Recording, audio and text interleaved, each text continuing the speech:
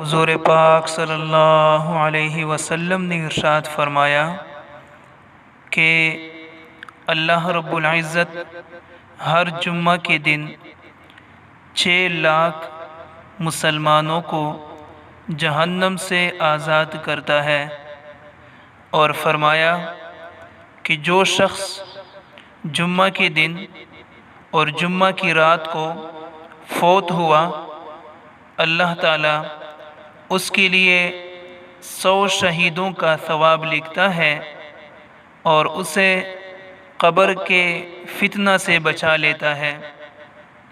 اور فرمایا کہ سب سے عمدہ دن جس میں سورج طلوع ہوتا ہے جمعے کا دن ہے۔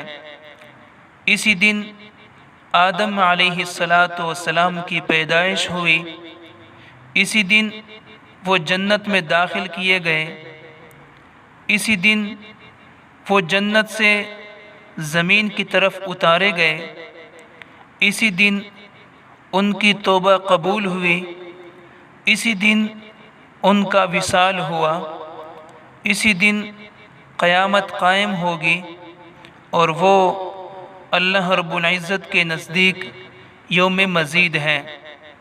آسمانی فرشتوں میں اس دن کا یہی نام ہے، اور یہی جنت میں اللہ رب العزت کے دیدار کا دن ہے۔ اللہ تعالی ہمیں جمعے کے دن کی قدردانی نصیب فرمائے۔